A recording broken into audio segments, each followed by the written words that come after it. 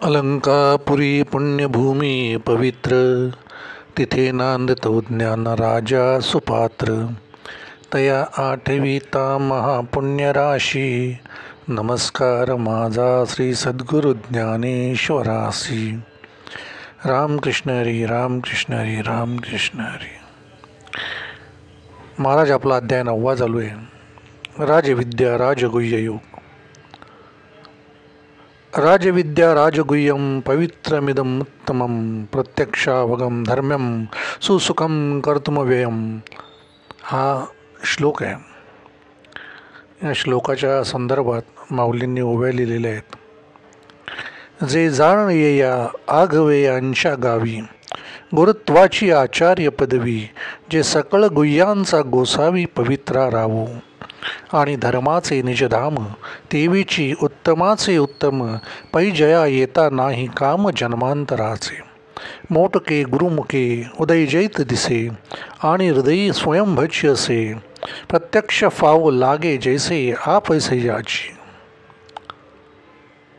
महाराज जे गुह्यज्ञान आहे ते गुह्यज्ञान अर्जुनाला भगवंत सांगणार आहेत. त्या गुह्यज्ञानाची थोडीशी महती, थोडंसं त्याचं कौतुक, या सगळ्या गोष्टी या ओव्यांमध्ये आलेल्या आहेत.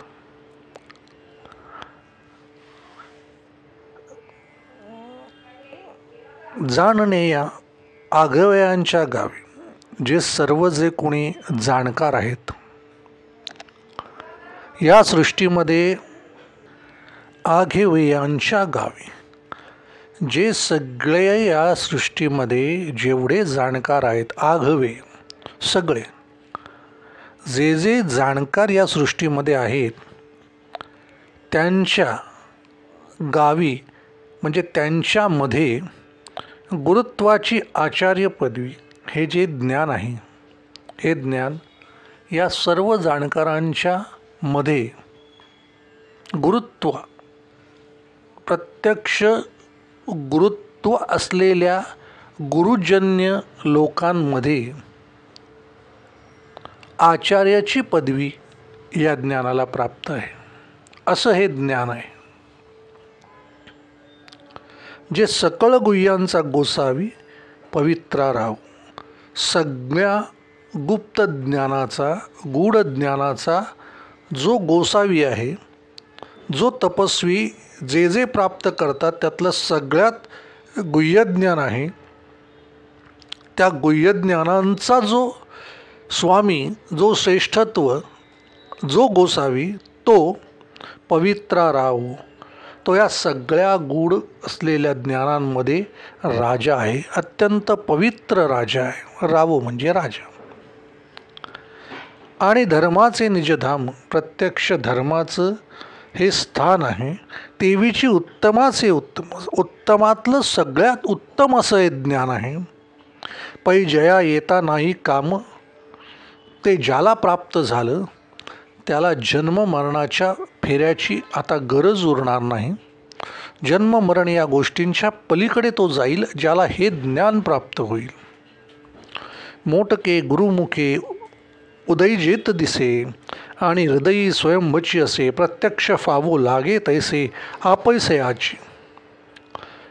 गुरुमुखातनं ज्या क्षणाला ते बाहेर पडेल, त्या क्षणाला प्रत्यक्ष हृदयामध्ये जो ऐकतो आहे त्याच्या ऐकणाऱ्याच्या हृदयामध्ये आपोआपच ते परावर्तित होईल, आणि त्या स्थानी ते स्वतःचं तेज फावं, याचा अर्थ स्वतःचंच स्वतःहून तेज प्राप्त करेल. स्वतःहून स्वतःचं ज्ञान उत्तमोत्तमरित्या त्या व्यक्तीला, त्या माणसाला आपोआप प्राप्त होत जाईल.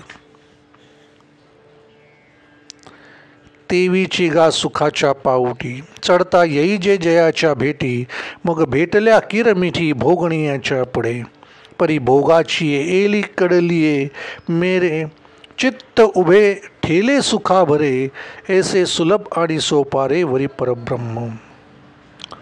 एकदा या सुखाच्या पाऊलवाटेने ज्याच्या जवळ तुम्ही गेल्यानंतर तुम्ही त्याला मिठी माराल,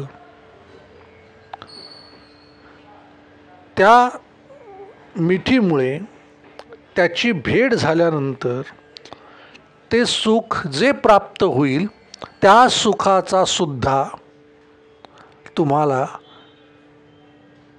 भोगाच्या ऐलीकडे, त्यावेळेला ज्यावेळेला तुम्ही त्याच्या उपभोगाच्या अलीकडे असाल त्यावेळेला तुमचं चित्त पूर्णपणे सुखाने भरून जाईल. ज्यावेळेला मिठी माराल त्यावेळेला ते सुखसुद्धा तुमच्याबरोबर राहणार नाही, इतके तुम्ही त्याला समरस होऊन जाल. ऐसे सुलभ आणि सोपारे वरी परब्रह्म, इतकं सुलभ आणि सोपं या परब्रह्माचा अनुभव देणारं प्रत्यक्ष हे ज्ञान, परब्रह्माचा अनुभव देणारं हे आहे. पैगा आणि काही एकयाचे, जे हाता आलिया तरी नवचे आणि अनुभविता काही नवेचे वरी विटे ना. येथ जरी तू तार्किका ऐसी हन घेसी शंका, ना एवढी वस्तू हे लोका उरली केवी पा. हे ज्ञान एकदा प्राप्त झालं का ते कधीही संपत नाही. वरी विटेना, कधीही त्या गोष्टीचा लोप होत नाही. किती त्याचा अनुभव घेतला तरी त्याचा कुठलाही त्याला कसूरवारी तसूरवरही फरक पडत नाही. मग या ठिकाणी तू शंका घेतलीस अर्जुना की एवढी महत्त्वाची ही जी वस्तू असेल तर मग त्या लोकांच्या हातून ती वस्तू इतकी सुंदर अप्रतिम असं ज्ञान कसं का बरं घेण्याच्यापासून ते बाजूला राहिले.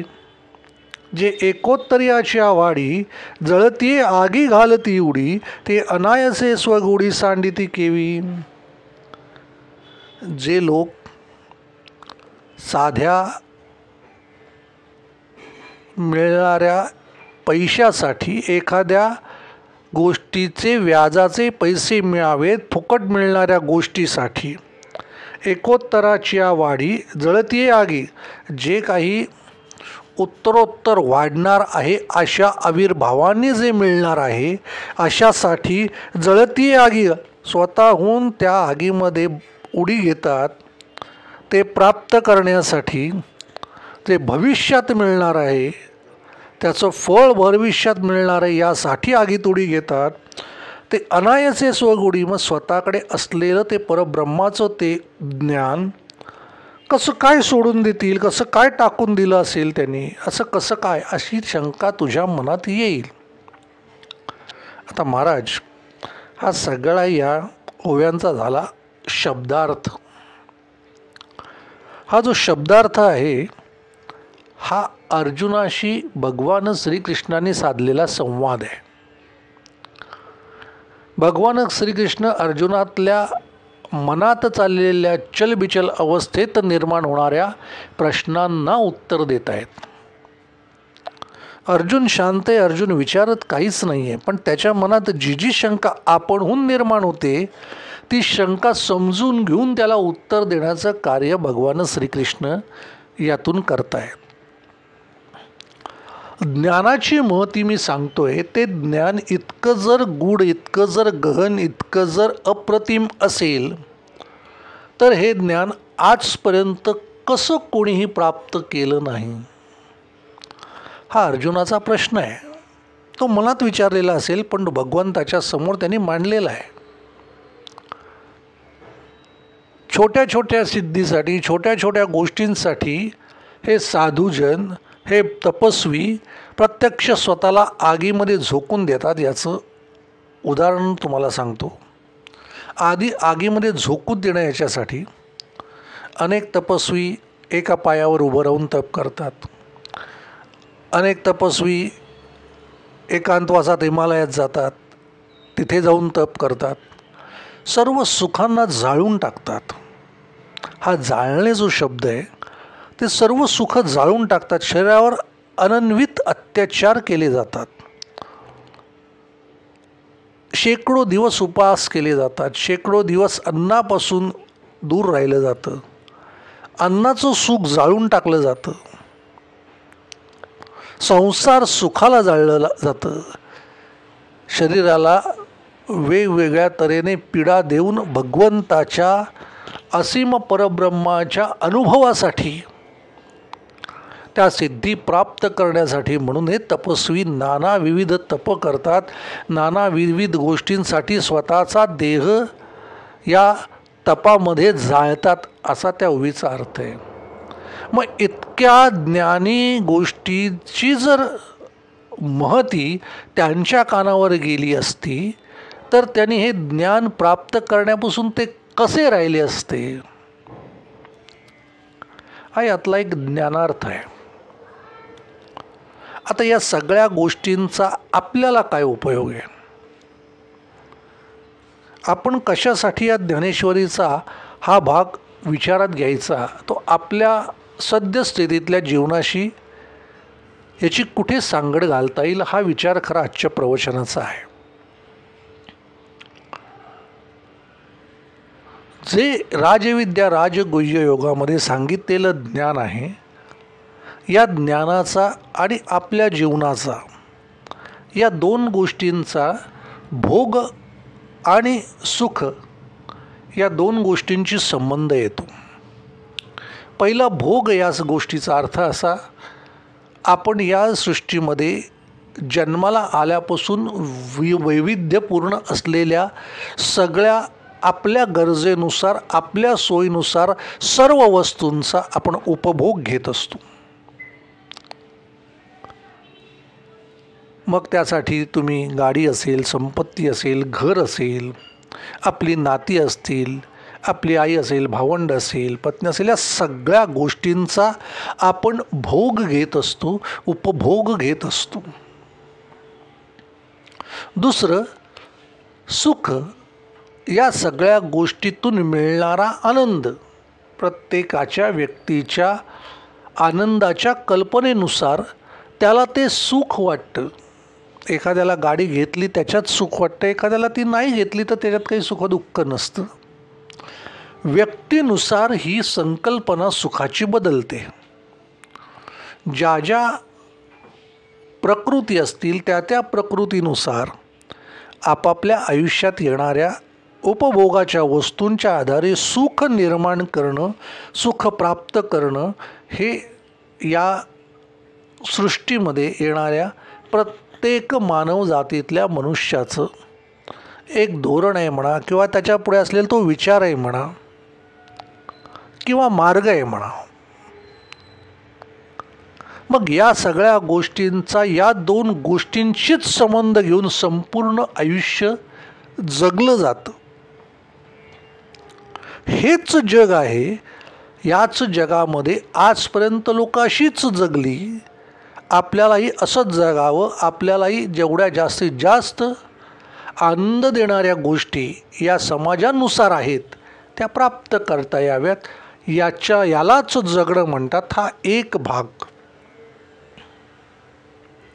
पण असं काहीतरी या जगामध्ये आहे, असं काहीतरी या जगामध्ये आहे की ज्या गोष्टीला आजपर्यंत कोणीही आत्मसात करू शकलेलं नाही, ज्याच्या सुखाची गोडी ही अवीट आहे, ज्याच्या सुखामध्ये एकदा तुम्ही ते प्राप्त केलं का त्याच्या नंतर तुम्हाला त्याचा कधीही वीट येत नाही.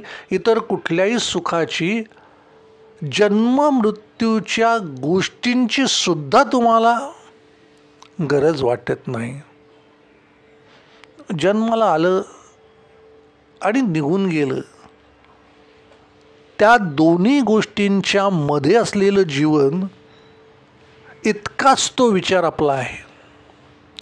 आणि हा विचार या ब्रह्मांडात असलेल्या माझ्या परब्रह्मस्वरूपाशी मी एकरूप झाल्यानंतर कितीतरी मी जन्म घेतले, कितीतरी वेळेला मी या पृथ्वीवर आलो, कितीतरी वेळेला वेगवेगळ्या ठिकाणी मी आलो, तरी ते परब्रह्माचा जर मला अनुभव असेल तर पुन्हा पुन्हा मला या जन्मांतराच्या फेऱ्यात अडकण्याच्या ऐवजी त्या परमसुखाच्या जवळ जाण्याचा जो मार्ग आहे तो मार्ग या ज्ञानामुळे प्राप्त झाला की मला त्या गोष्टींची ऐहिक सुखाची गरज नाही. आता हे नक्की काय म्हणायचं इथे माऊलींना?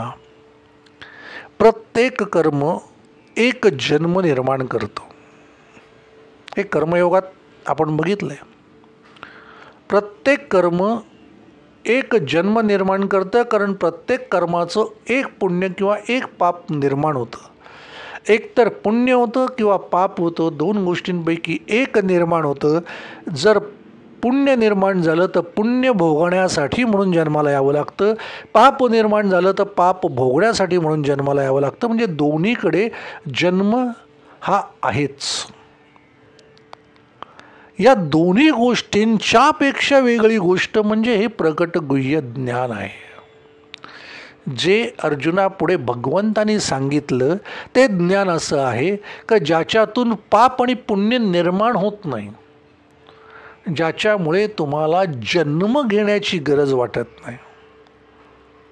कारण पाप आणि पुण्यासाठीच जन्म आहे, भोगासाठी जन्म आहे. तुमचा जन्म ह्या सुखाच्या पलीकडे जाऊन, या दोन्ही गोष्टींच्या पलीकडे जाऊन ते ज्ञान आत्मसात केल्यानंतर येणारा जन्म हा भगवंत चिंतनासाठीच असणार आहे.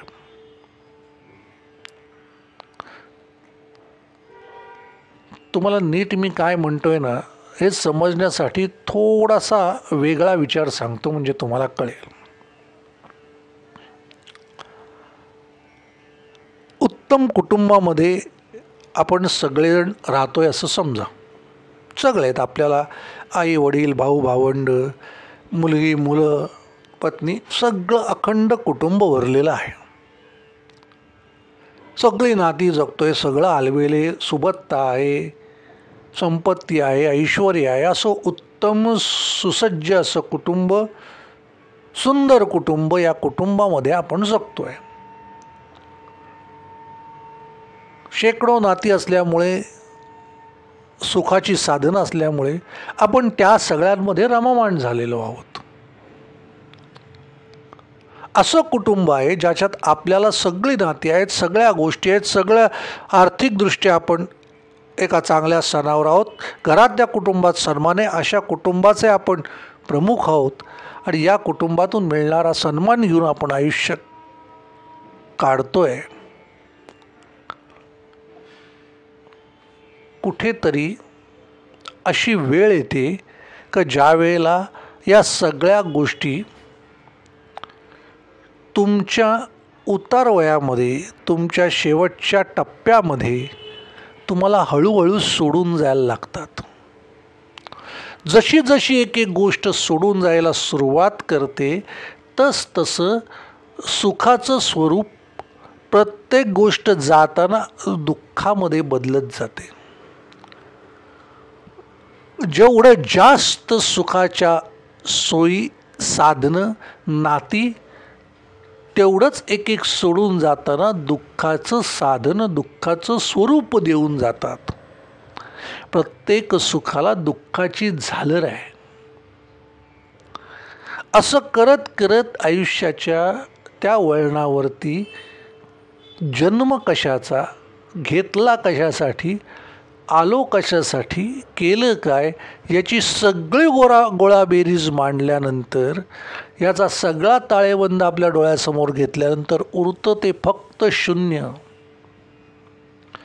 एक चौकट तसबिरीपेक्षा जास्त अस्तित्व नाही.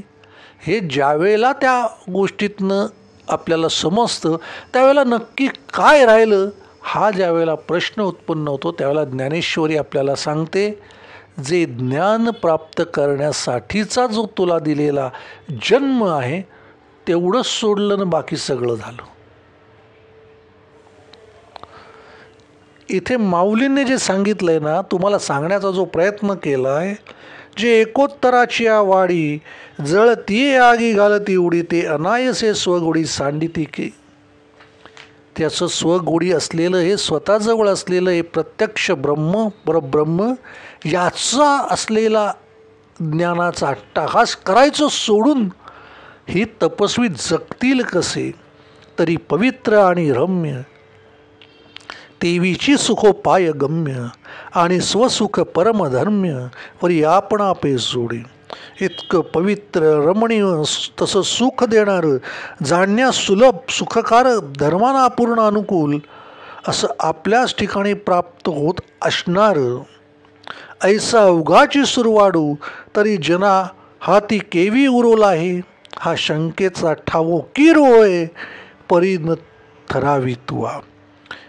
अशा प्रमाणे सगळ्या गोष्टी अनुकूल असतानाही हे ज्ञान त्या तपस्व्यांच्या हाताला लागलं नाही, असं कसं काय शक्य आहे?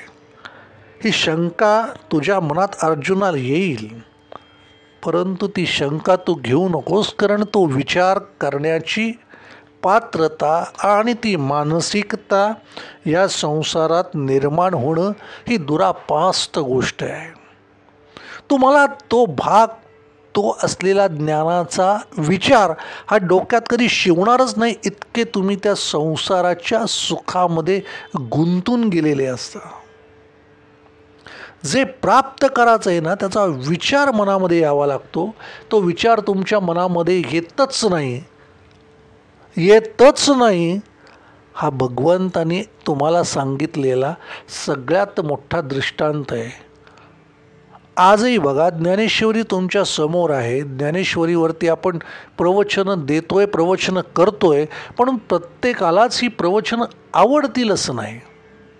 प्रत्येकालाच त्या एका लेवलवर येऊन, त्या एका पातळीवर येऊन हा विचार आपल्या मनामध्ये आत्मसात करता येईल असं नाही. त्याला काहीतरी ते वेगळं वाटेल, त्याला काहीतरी ते समजणार नाही, त्याला काहीतरी ते बोजड वाटेल. पण असं काहीतरी आहे की जे या सृष्टीमध्ये अगम्य आहे. या सृष्टीमध्ये जे कुणालाही प्राप्त झालेलं नाही, ते अर्जुना मी तुला देणार आहे. ते अगम्य काय, ते गूढ काय, ते ज्ञान म्हणजे नक्की काय, हा या प्रवचनाचा, या ज्ञानेश्वरीचा हा टप्पा आहे. उत्सुकता माणसाला असते की एक गोष्ट मला मिळावी, पण ती कशी, त्याचं स्वरूप आणि त्याचा उपभोग, या सगळ्या गोष्टींचा असलेला प्रश्नांकित चेहरा हा आपल्या मनामध्ये ज्ञानाबद्दलचा निर्माण होण्यासाठी म्हणून जे लागतं ते अर्जुनामध्ये आहे, ते आपल्यात नाही. अर्जुनाला ते सांगावं असं वाटतं भगवंताला, कारण अर्जुनाच्या त्या भक्तीची, त्या देहाची ती रचना भगवंत स्वरूपाची झालेली आहे. हा 50% भाग आपण बघितला आहे ज्ञानेश्वरीचा. या 50%पर्यंत अर्जुनाचा कृष्णार्जुन होणार आहे. संपूर्ण भगवंताचं असलेलं स्वरूप जसंच्या तसं अर्जुनामध्ये उतरणार आहे. ती जी काही प्रोसेस आहे, ती जी काही रचना आहे, ती जी काही पद्धत आहे, त्या पद्धतीला नाव राजविद्या राजगुह्य योग आहे. माझा देह, या देहामध्ये भगवंताचं स्वरूप आणणं हा योग आहे. आणि हा योग तुम्हाला प्राप्त करण्यासाठी ते पहिले जे अध्याय आहेत त्या अध्यायानुसार तुम्हाला तुमचा देह चालवावा लागतो, आणि मग या अध्यायानुसार तुम्हाला त्याचं स्वरूप प्राप्त होतं. ते स्वरूप प्राप्त झाल्यानंतरचा पुढचा भाग ज्ञानेश्वरीचा आहे. फार विषय गहन आहे. स्वरूप प्राप्त होणं, भगवंताचं स्वरूप प्राप्त होणं, त्यानुसार जगल्याशिवाय नाही. या संपूर्ण ऐहिक गोष्टींच्या मध्ये राहून भगवंत स्वरूप प्राप्त करून घेणं हे इतकं सहजासहजी सोपं नाही, परंतु अशक्यही नाही. फार गहन विचार आहे. थोडासा डोक्याला त्रास देईल, पण मजेशीर आहे. हे ज्ञान नक्की काय आहे याचं आपल्याला प्रवचनातनं आपल्याला उलगडायचं आहे. वेळेचं बंधन पाळतो, तुर्तास थांबतो. पुढच्या प्रवचनात आपण नक्की भेटूया. तोपर्यंत रामकृष्ण हरी. राम.